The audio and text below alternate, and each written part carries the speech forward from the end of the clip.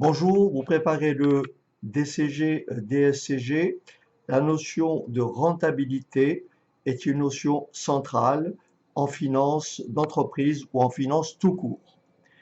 Donc, ce que la plupart des cours ne disent jamais, c'est effectivement qu'est-ce qu'une rentabilité. On va prendre l'image d'un cycliste.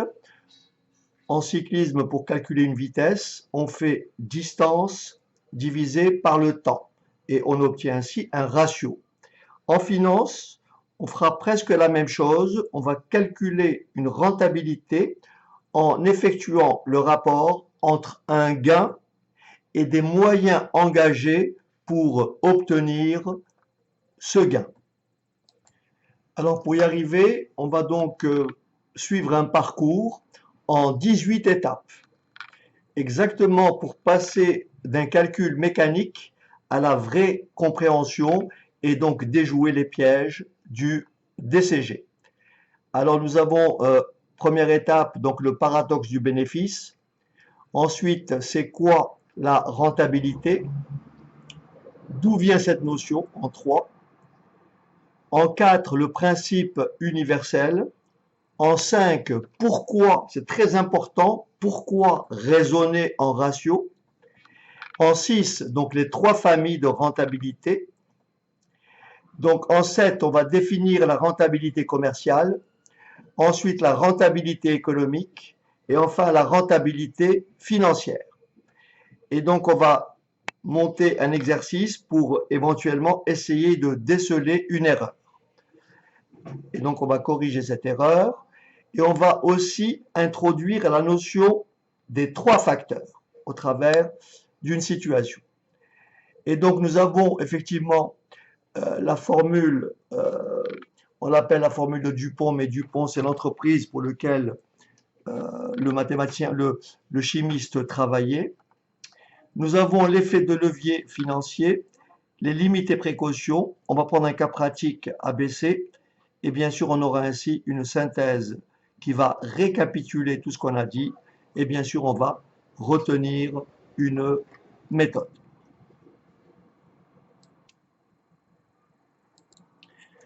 Alors voilà une notion très importante.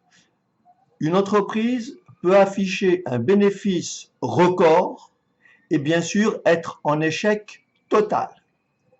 Comment est-ce possible? Tout est une question de rentabilité. Jamais de bénéfice seul. Admettons qu'on ait un bénéfice net affiché de 2 millions d'euros. Ce qu'on ne montre pas, c'est quel est le capital nécessaire pour justement réaliser ce bénéfice de 2 millions d'euros. Si le capital nécessaire est de 200 millions d'euros, alors la rentabilité est tout simplement égale au résultat net divisé par 200 millions d'euros, ce qui me donne une rentabilité réelle de 1%. Donc normalement, à la fin de ce cours, ce chiffre ne te trompera plus jamais. Donc un bénéfice ou un chiffre d'affaires ne t'indique pas ce que l'entreprise réalise en termes de rentabilité. Alors, on va donner donc une définition. Qu'est-ce que la rentabilité? En cyclisme, un coureur n'est pas jugé sur les kilomètres parcourus, mais sur sa vitesse, qui est égale à quoi? À la distance parcourue divisée par le temps qu'il a fallu pour parcourir cette distance. En finance, c'est exactement la même logique. Rentabilité égale au ratio, au rapport gain sur moyen engagé. Donc la définition de la rentabilité, c'est quoi? La rentabilité mesure la capacité d'une entreprise à générer un résultat à partir des moyens mis en œuvre pour l'obtenir. C'est toujours une mise en relation, jamais un montant isolé. Alors bien sûr, ne pas confondre bénéfice et rentabilité. Un bénéfice n'est pas une rentabilité. Le bénéfice est un montant en valeur absolue. Il ne dit rien sur l'effort consenti pour l'obtenir. La rentabilité est un rapport exprimé en pourcentage qui rapporte ce bénéfice aux moyens engagés. C'est exactement le piège que tu viens de voir à l'instant. Un bénéfice de 2 millions d'euros qui cachait une rentabilité de 1%. Pourquoi? Parce qu'il nous a fallu un montant engagé, donc un investissement égal à 200 millions d'euros. Alors, d'où vient cette notion? Le ratio que tu utilises sans le savoir vient d'un fabricant de poudre à canon. D'abord, en 1494, il y a eu la naissance de la partie double, donc Luca Pacioli formalise la comptabilité en partie double. On sait calculer un résultat, mais aucun ratio de performance n'existe encore. Et donc, début du 20e, le problème de la taille, avec les grandes entreprises multidivisionnelles, comparer des résultats en valeur absolue ne suffit plus. Il faut toujours les rapporter aux moyens engagés. On verra après que ces moyens engagés, ce sont nos investissements. Et entre 1912 et 1920, ce qu'on appelle le ROI, Return on Capital Investment, retour, rentabilité sur l'investissement de Donald Son Brown dans l'entreprise qui s'appelle Dupont de Nemours, d'accord? L'ingénieur américain, il inventa le ROI à 2 facteurs. Et donc, les 2 facteurs, c'est quoi? C'est marge que multiplie rotation. Et on verra tout à l'heure que on est obligé d'introduire un 3e facteur qui s'appelle le levier. Et après, en 58, nous avons eu la proposition 1 et 2 de Modigliani. Donc, leurs travaux posent bien sûr les bases théoriques du lien entre structure de financement et rentabilité. Et donc, c'est le fondement de l'effet de levier moderne. Alors, le principe donc universel, quelle que soit la rentabilité calculée, on va toujours mettre en rapport un gain et une base de référence. Il y a toujours un rapport. Il y a toujours un ratio entre un gain et une base de référence. Le gain est au numérateur et c'est un flux issu du compte de résultat. Donc le gain, c'est un flux issu du compte de résultat. Il est bien sûr mesuré sur une période, un semestre, une année. D'accord? Et bien sûr, ce gain-là, ça peut être un résultat d'exploitation, ça peut être bien sûr avant un excédent brut d'exploitation, ça peut être un résultat courant, ça peut être un résultat net. Et la base de référence, donc le dénominateur, selon le type de ratio que l'on va calculer, ça peut être soit le capital investi, donc que l'on va tirer du bilan, et bien sûr le dénominateur, si on calcule une profitabilité, donc notre dénominateur, ça va être un chiffre d'affaires sur la même période. Et donc nous avons 2 logiques distinctes selon que l'on met au dénominateur. Si on a un ratio de rendement, on va donc calculer un ratio de rendement du capital, on va calculer une rentabilité économique RE ou une rentabilité financière. et on verra après le lien entre rentabilité économique et rentabilité financière. Et bien sûr, le ratio de rendement du capital, donc ces deux rentabilités relient le compte de résultat. Alors pour la rentabilité économique, on verra que c'est le résultat d'exploitation sur l'actif économique. Et pour la rentabilité financière, on verra que c'est le résultat net sur les capitaux propres. Autrement dit, combien rapporte 1 euro investi. En revanche, pour l'autre type de ratio, si on a un ratio de marge, un taux de marge par exemple, on va comparer deux lignes du compte de résultat entre elles. Combien plutôt reste-t-il par euro vendu? Alors on peut calculer soit une marge brute, soit une marge nette. Marge brute par exemple EBE sur chiffre d'affaires, marge nette par exemple résultat net sur chiffre d'affaires. Alors ce qui est important, c'est pourquoi raisonner en ratio. Donc on ne classe pas un coureur sur les kilomètres parcourus dans l'absolu. On vous dit un coureur, il a fait 800 km, il en a fait 500, ça ne dit rien.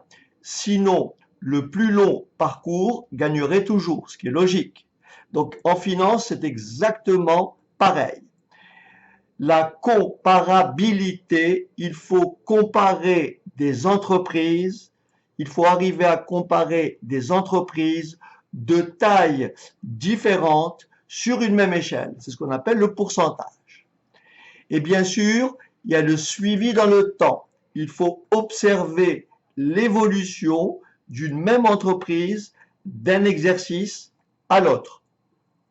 Et ensuite, il faut fixer des objectifs, définir des normes ou des cibles sectorielles à atteindre ou dépasser.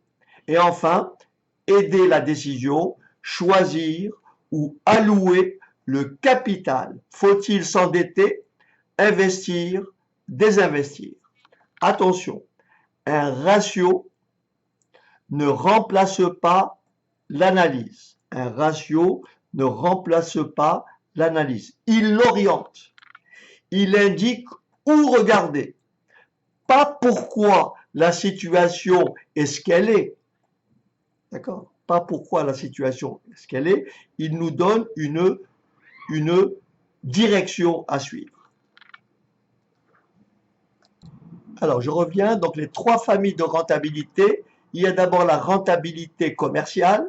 C'est le résultat sur le chiffre d'affaires.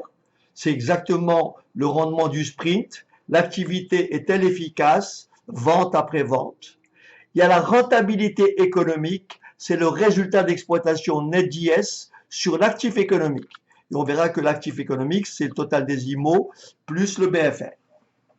Donc, la puissance, bien sûr, en laboratoire. L'outil de production est-il rentable? Attention, l'outil de production est-il rentable hors financement? C'est-à-dire, on mesure la rentabilité économique, avant endettement si vous préférez. En revanche, la rentabilité financière, c'est effectivement ce qui revient aux actionnaires, c'est le résultat net sur les capitaux propres. Et c'est quoi la rentabilité financière?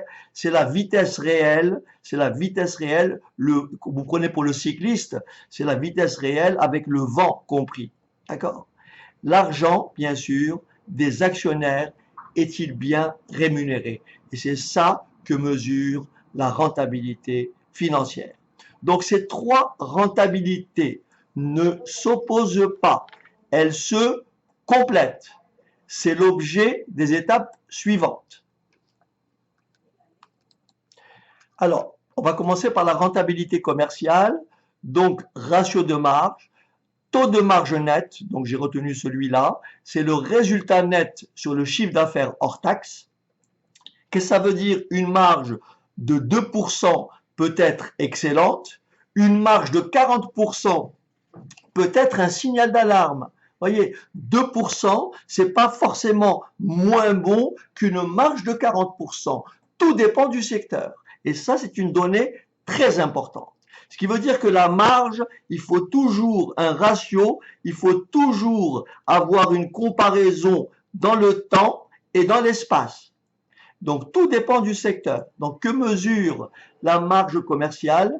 C'est l'efficacité commerciale. Combien reste-t-il par euro vendu après toutes les charges?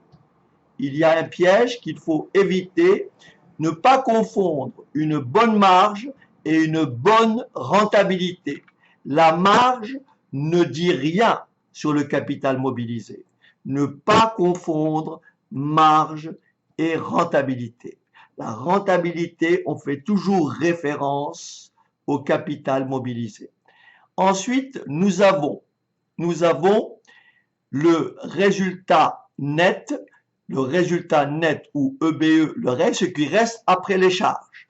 Et le chiffre d'affaires, bien sûr, c'est le volume d'activité. Prenons une entreprise qui a un chiffre d'affaires de 3 millions, son résultat est de 225 000 euros, son taux de marge net est tout simplement de 225 000 divisé par 3 millions, ce qui fait une marge nette de 7,5%. Si on avait calculé une marge brute, j'aurais fait EBE sur chiffre d'affaires hors taxe.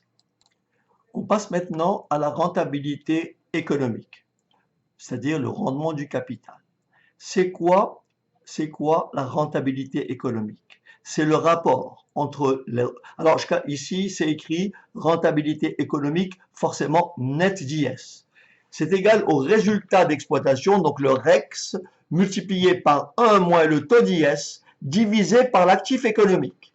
L'actif économique, c'est quoi? Il faut bien retenir, c'est IMO net d'exploitation plus le besoin en fonds de roulement d'exploitation.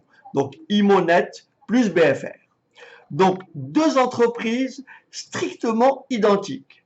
Sauf, prenons l'exemple de deux entreprises strictement identiques. Sauf que l'une n'a aucune dette et l'autre est très endettée. Eh bien, il faut savoir que le résultat économique est exactement, la rentabilité économique est exactement la même.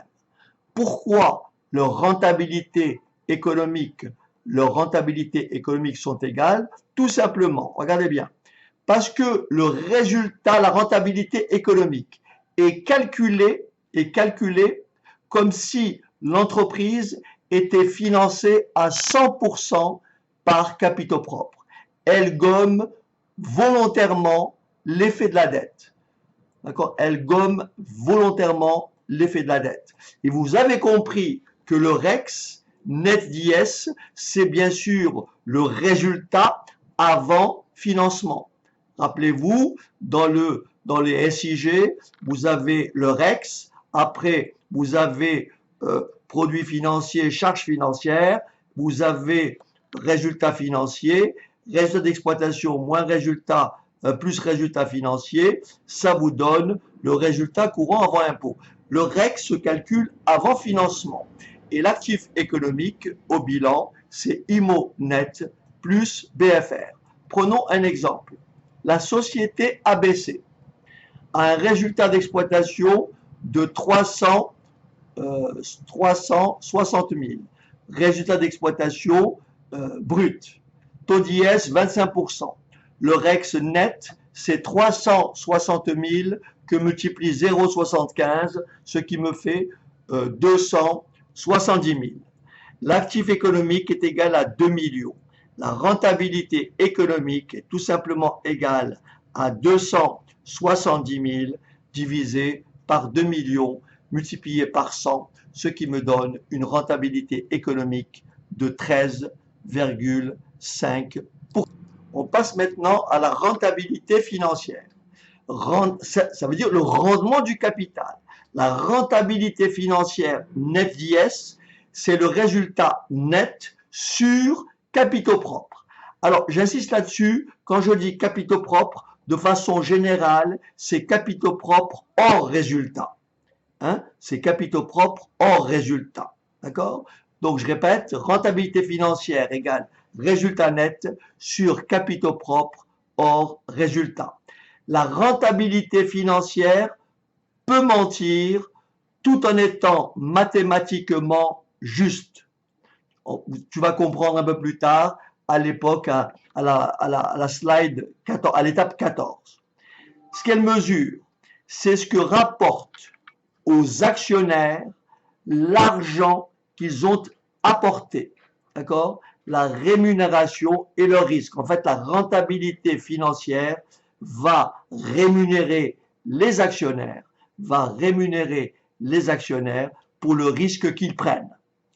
Le résultat net, bien sûr, intègre déjà les charges financières et les impôts. Ce qui veut dire que la rentabilité financière reflète l'effet du financement. Bien sûr, le résultat net, je n'ai pas besoin de vous le dire, c'est après toutes les charges. Les capitaux propres au bilan, c'est tout simplement l'argent des actionnaires. Capitaux propres, c'est quoi? C'est capital plus toutes les réserves, plus report à nouveau, plus le résultat, plus subvention éventuellement d'investissement. D'accord? Donc ça, ce sont les capitaux propres. Exemple, société ABC, résultat net 225 000 euros. Capitaux propres 800 000. 225 000 euros, c'est le résultat net. Donc la rentabilité financière nette, c'est 225 000 divisé par 800 000, soit 28,1%. Alors, l'erreur démontrée, donc, vous avez donc ici une copie d'un candidat du DCG. Il calcule la rentabilité économique de la société XYZ et on me demande de trouver l'erreur avant, bien sûr, de regarder la correction. La société XYZ a un REX de 200 000, frais financiers 40 000, IS 25%, actifs économiques 1 million. La copie du candidat. Résultat courant avant impôt, bien sûr, c'est REX moins frais financiers, c'est-à-dire 200 000 moins 40 000, soit 160 000. Et bien sûr, l'IS est bien sûr égal à 40 000, ce qui veut dire que mon résultat net est tout simplement égal à 160 000 moins 120 000. Donc, ça me donne une rentabilité économique égale au résultat net sur l'actif économique, soit 120 000 sur 1 million égale 12%. Donc là, forcément, vous aurez remarqué qu'il y a une erreur dont ce que je viens d'écrire. Alors, on va la corriger. Donc là, vous avez compris que j'ai écrit rentabilité économique égale résultat net sur actif économique, ce qui est bien sûr une erreur. Mon dénominateur est exact, c'est mon numérateur qu'il faudrait effectivement modifier. Et en fait, le résultat net intègre déjà les frais financiers, donc l'effet de la dette. Or, la rentabilité économique doit être calculée hors financement. Donc la vraie réponse, c'est bien sûr, on calcule le REX, c'est-à-dire 200 000 avant impôt fois 1 moins 25%, ce qui me donne un résultat d'exploitation net de 150 000. Ma rentabilité économique est tout simplement égale à 150 000 divisé par l'actif économique de 1 million, soit 15%. Donc, mélanger les deux revient à mesurer la puissance d'un coureur en pleine tempête. Il faut bien sûr une mesure hors vent. Le piège classique au DCG, utiliser le résultat net impacté par la dette d'IS sur charge financière au lieu du REX net d'IS pour calculer la rentabilité économique. Donc ça, c'est une confusion que l'on fait souvent. Cette étape-là est la plus importante. Ici, on va avoir l'intérêt de dégager 3 facteurs, pas un seul facteur. Prenons 2 entreprises, même rentabilité financière, mais 2 modèles totalement opposés. Regardez bien, la rentabilité financière de la maison de luxe est de 20%, la rentabilité financière du distributeur est aussi de 20%. Mais attention, ici, nous avons une marge de 20%, nous avons une rotation de 0,5 et nous avons un levier de 2. Pour l'autre, nous avons une marge de 2%, une rotation de 5 et un levier pareil de 2. Dans le premier cas, peu de ventes, une grosse marge par vente. Dans le deuxième cas, beaucoup de ventes, petite marge par vente. Alors, j'aimerais vous montrer effectivement lorsque je calcule une rentabilité financière. Prenez une feuille de papier. Je crois que j'ai dû sauter une diapo, mais c'est pas grave.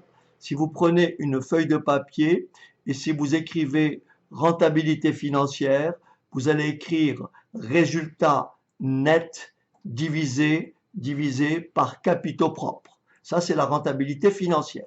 Je répète, rentabilité financière égale résultat net sur capitaux propres. Regardez bien comment je vais décomposer résultat net sur capitaux propres à l'aide de 3 facteurs. Je vais prendre le premier facteur que j'appelle la marge. Je vais faire résultat net sur chiffre d'affaires. Ça, c'est la marge. Ensuite, je fais chiffre d'affaires sur actif économique. Ça, c'est ma rotation. Ensuite, je fais actif économique sur capitaux propres. Ça, c'est mon levier. Et si vous faites cette opération-là, vous retrouvez exactement résultat net sur capitaux propres. Ici, même rentabilité financière, mais 2 histoires totalement différentes. Ce ne sont pas 3 facteurs choisis au hasard. Ce sont 3 décisions indépendantes prises par 3 personnes différentes dans l'entreprise. Le commercial, il fixe les prix et les coûts, c'est la marge. La production décide combien de capital mobiliser, c'est la rotation. Et le financier choisit la part de dette, c'est le levier. Donc, la rentabilité financière seule mélange ces trois histoires, la décomposition en 3 facteurs. Et c'est l'étape 13 qui va les séparer. Et voilà donc l'étape 13. Si vous regardez bien, rentabilité financière égale normalement résultat net sur capitaux propres. Mais si on décompose, au lieu de faire résultat net sur capitaux propres, je fais résultat net sur chiffre d'affaires, fois chiffre d'affaires sur actif économique, fois actif économique sur capitaux propres. Je trouve la même chose. Mon premier ratio, résultat net sur chiffre d'affaires, c'est ma marge nette. Mon deuxième ratio, chiffre d'affaires sur actif économique, c'est la rotation de l'actif. Troisième ratio, actif économique sur capitaux propres, c'est mon levier. Et si on garde l'image du cycliste ou la logique en cyclisme, le premier ratio en finance, c'est la marge nette. Là, c'est la force, c'est le coup de pédale. C'est la force par coup de pédale.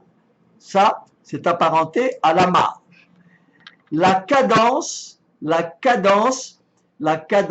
donc vous avez d'abord la force, donc par coup de pédale, la cadence, d'accord? Et ensuite, vous avez ce qu'on appelle le braquet. Et le braquet, c'est effectivement le passer d'une vitesse à l'autre. Et donc le braquet, c'est le levier. Donc regardez bien le schéma. Marge nette, c'est la force. La rotation de l'actif, c'est la cadence pour le cycliste. Et bien sûr, le levier, capitaux propres, c'est le braquet. Et dans l'exemple précédent, la marge nette, c'est 7,5%. La cadence, c'est 1,5 et le levier, c'est 2,5. Donc, contrairement au ROI à 2 facteurs de Brown, étape 3, cette extension a 3 facteurs. Bien sûr, elle n'a pas d'inventeur. Et donc, on vérifie bien, si on prend la société ABC de tout à l'heure, on fait 7,5% que multiplie 1,5, que multiplie 2,5, on retrouve bien 28,125%. on a calculé RF directement, on a calculé RF directement à l'étape 9, et là, on a décomposé RF en 3 facteurs. Donc, c'est une identité mathématique qui est toujours vraie, il n'y a pas de coïncidence. Et vous pouvez le vérifier si vous simplifiez chiffre d'affaires, si vous simplifiez actif économique, vous retrouvez bien le rapport résultat net sur capitaux propres. Donc là, on rentre dans le programme de DCG. Donc là, nous avons ce qu'on appelle l'effet de levier. Alors, une entreprise, on calcule la rentabilité économique, je répète, rentabilité économique égale tout simplement résultat d'exploitation net sur actif économique, c'est-à-dire capitaux propres plus dette. Capitaux propres hors résultat, d'accord? Et rentabilité financière égale résultat net sur capitaux propres hors résultat. Mais il existe un lien, une relation qui lie rentabilité financière et rentabilité économique. Et le lien, c'est celle que vous voyez au-dessus, rentabilité financière égale rentabilité économique. D'accord? Multiplié par. Là, je raisonne net DS. Rentabilité économique moins coût de la dette, le taux d'emprunt, net DS, le taux multiplié par dette sur capitaux propres. Dette sur capitaux propres, c'est ce qu'on appelle le bras de levier. RF égale RE plus tout ce que vous voyez ici, ça, c'est ce qu'on appelle l'effet de levier. Et ça, c'est le bras de levier. Alors, là, on améliore, écoutez-moi bien, on améliore la rentabilité financière grâce à l'endettement. C'est ça l'effet de levier. Mais, il faut bien sûr que l'effet de levier soit positif. Autrement dit, il faut que la rentabilité économique soit supérieure au coût de la dette. Si la rentabilité économique est supérieure au coût de la dette, ça veut dire que ce résultat-là est positif. Vous le multipliez par un nombre, ça vous fait un nombre positif, et donc vous améliorez, vous augmentez votre rentabilité financière. Donc ici, si RE est supérieur au coût de la dette, donc s'endetter augmente RF au-delà de RE. D'accord? Donc tout à l'heure, on avait calculé rentabilité économique 13,5%, le coût de la dette 5%. Alors, je refais juste le calcul ici. Donc, toutes les valeurs que je donne ici sont des valeurs nettes. Donc, si on calcule ma rentabilité financière, donc je prends 13,5% plus donc 0,6 que multiplie 13,5 moins 5%, ça me donne bien 18,6, soit une différence de 5,1 points. Rentabilité financière égale rentabilité économique plus 5,1. Donc là, nous avons un effet de levier positif. Pour le cycliste, c'est comme s'il avait le vent dans le dos. Autrement dit, c'est comme si le vent le poussait. Et on peut avoir un effet de levier négatif si, bien sûr, le cycliste, il pédale en sens, c'est-à-dire qu'il a le vent en face. Donc, il est forcément freiné. Donc, si RE, la rentabilité économique est inférieure au coût de la dette, par exemple, RE égale 3% et le coût de la dette toujours net d'IS 5%, avec bien sûr un bras de levier de 0,6. La rentabilité financière, bien sûr, elle est de 1,8%. Elle a donc, par rapport à la rentabilité économique, elle a baissé de 1,2 points. Donc, l'intérêt de la dette, bien sûr, est fiscalement déductible. Bien sûr, tous les taux que j'ai ici sont des taux net d'IS, d'accord? Donc, la formule que j'ai ici, là, le RE, il doit être net d'IS, le RE net d'IS, et le taux I doit être net d'IS. Très bien. Plus l'entreprise s'endette, plus ce ratio, plus le bras de levier est élevé. Donc plus l'écart entre rentabilité économique et rentabilité financière, plus cet écart augmente, dans un sens comme dans l'autre. Donc attention, l'endettement n'est jamais neutre.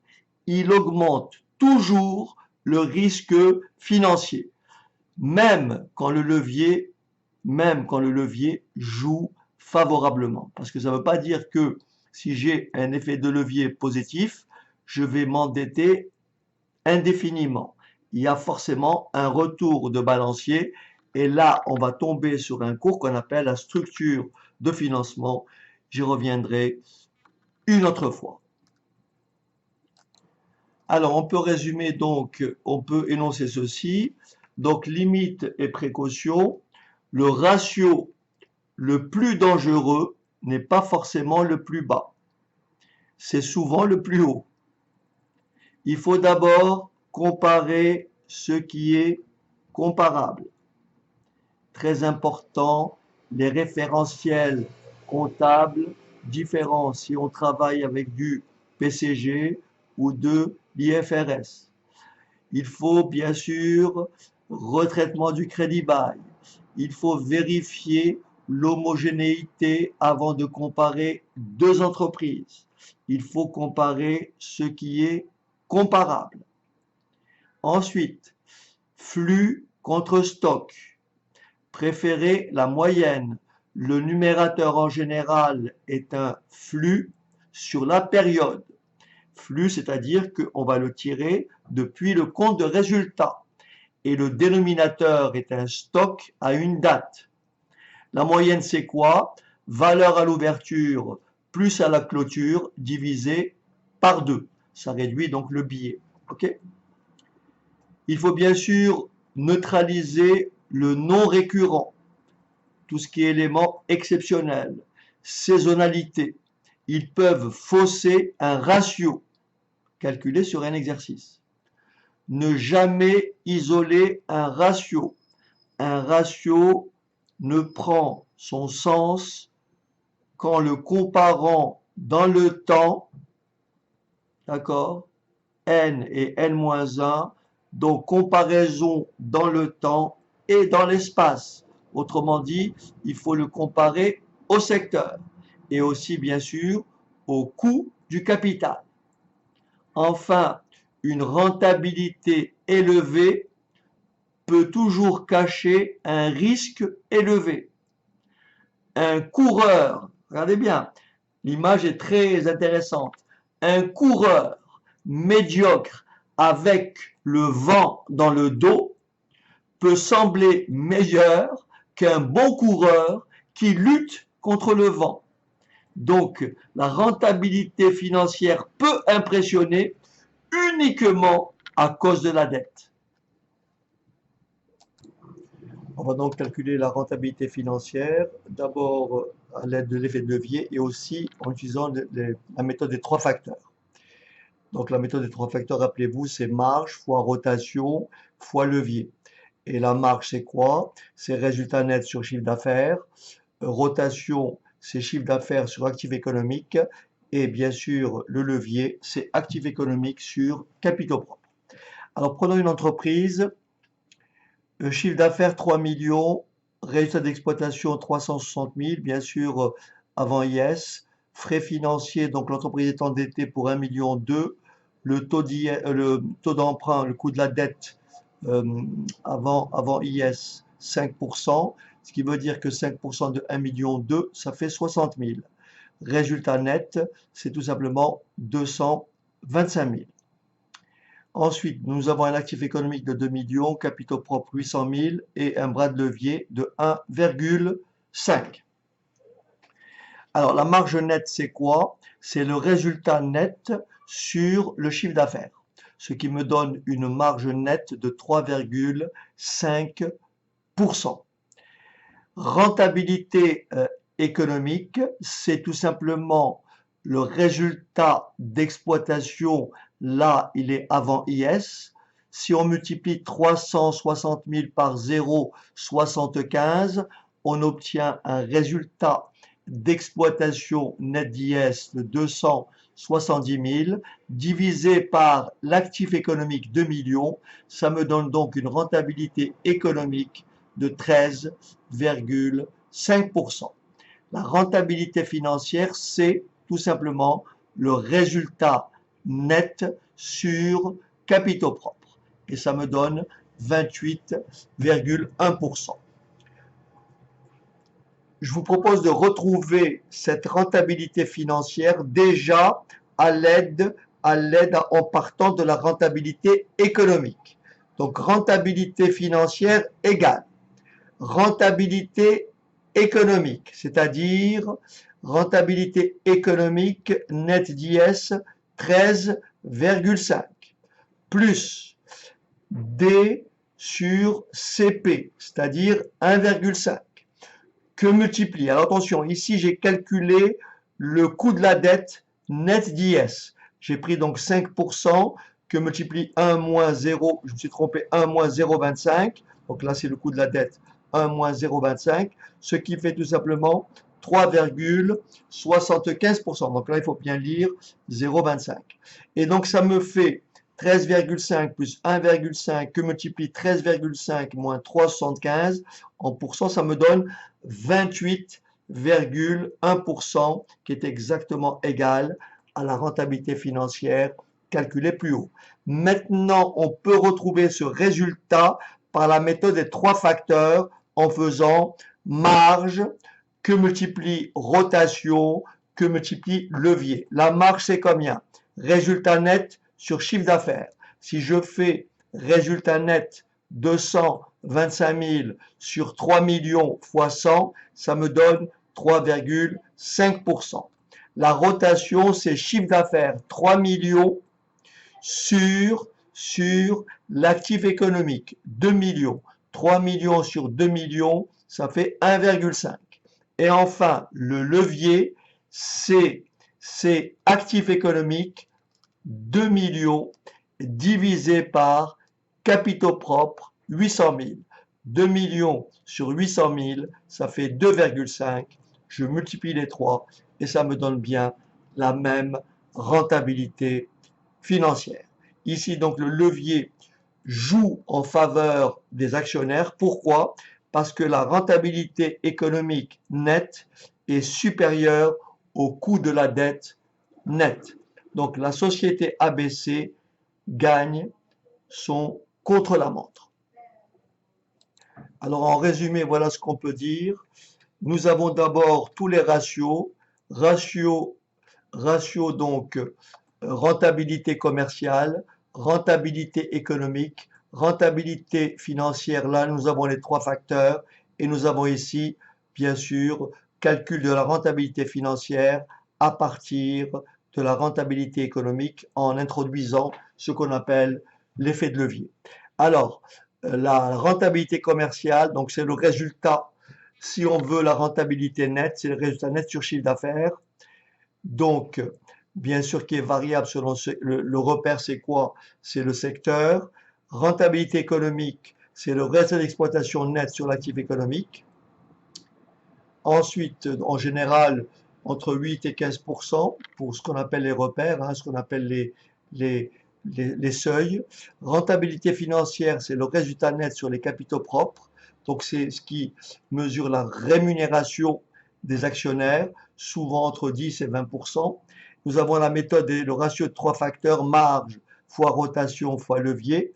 Donc, on va décomposer des leviers de rentabilité financière. Donc, on va calculer la rentabilité financière en calculant la marge fois la rotation fois le levier. Je vous rappelle que la marge, c'est résultat net sur le chiffre d'affaires.